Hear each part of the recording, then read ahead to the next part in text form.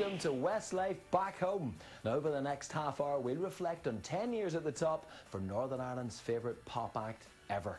We'll meet the fans, plus a very special fan, and of course, we'll get up close and personal with Westlife themselves.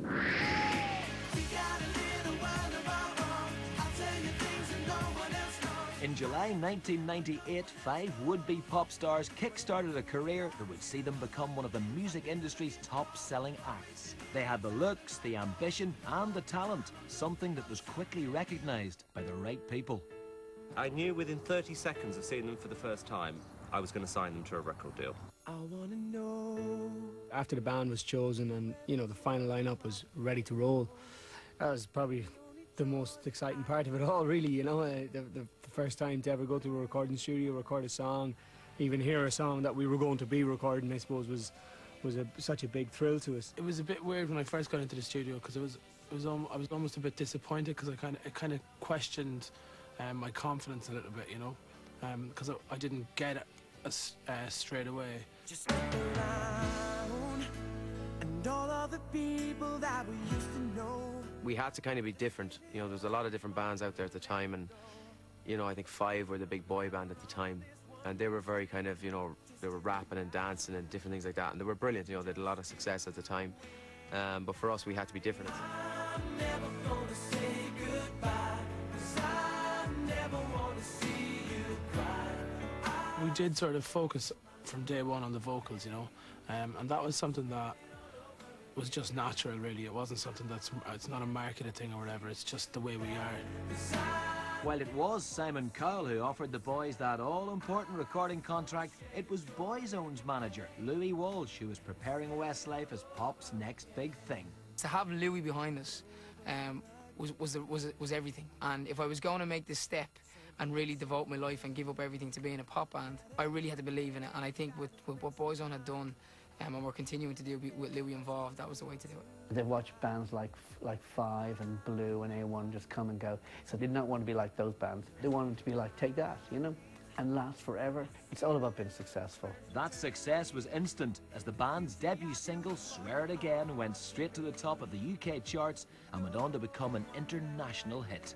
Swear It Again was a massive hit for us all over the world, and it was different. It was very different for a band to come out with a song like that at the time.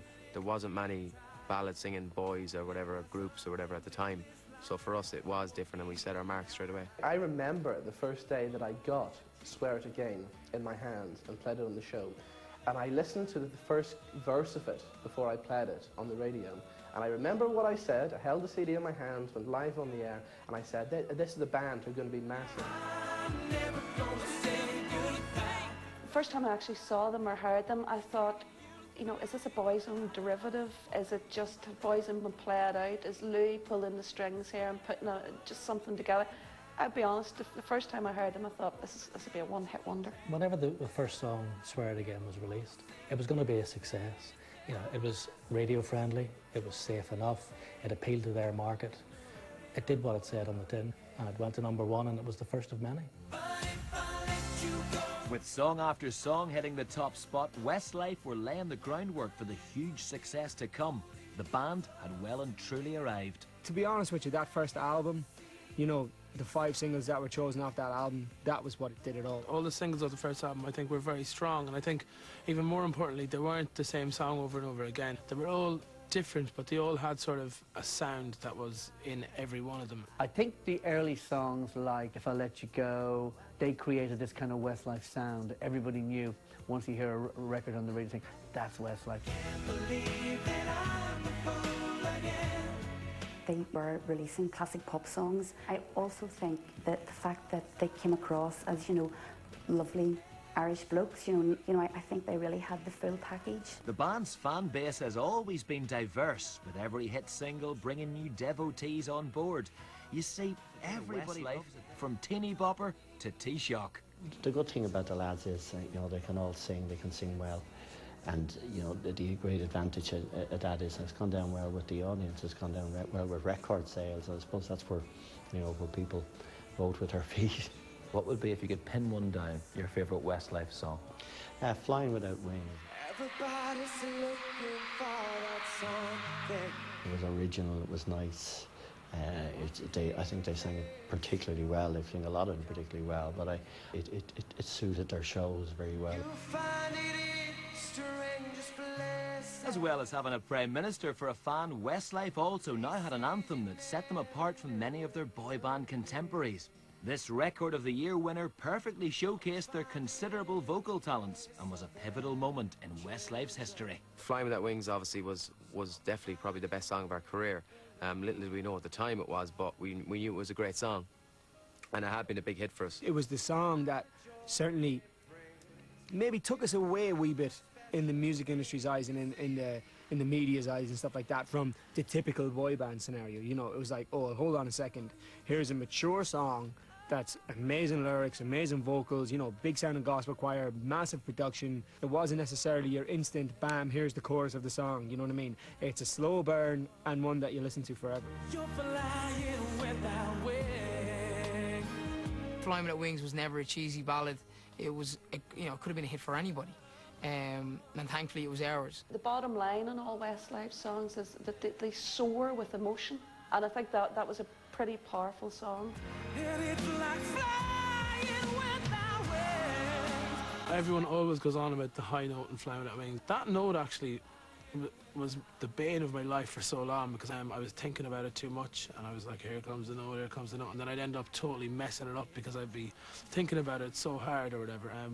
Nowadays I just kind of let it happen or whatever, you know. Flying without wings. Of course, with all that success came fame. The 5 lads from Sligo and Dublin were now major pop stars and big-time celebrities, whether they liked it or not. It was never about fame for me.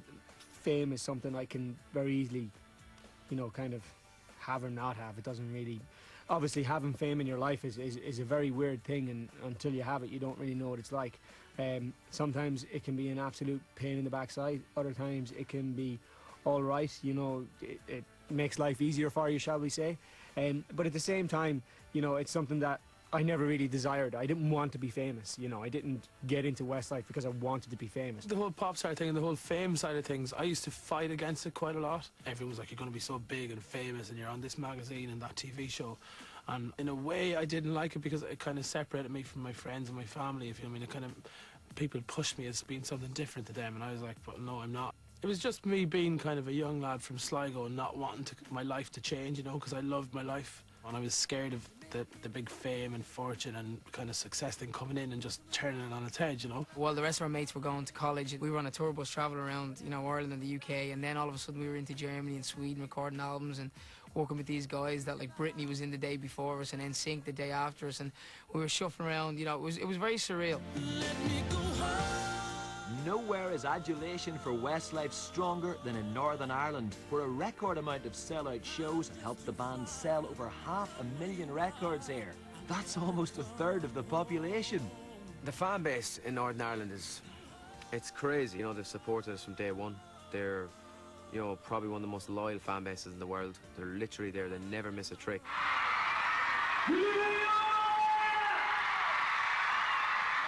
There's a lot of places in the world that we can go to that we're successful in and walk down the street and go into a shop and buy a packet of crisps and walk back out. You can't do that in Northern Ireland.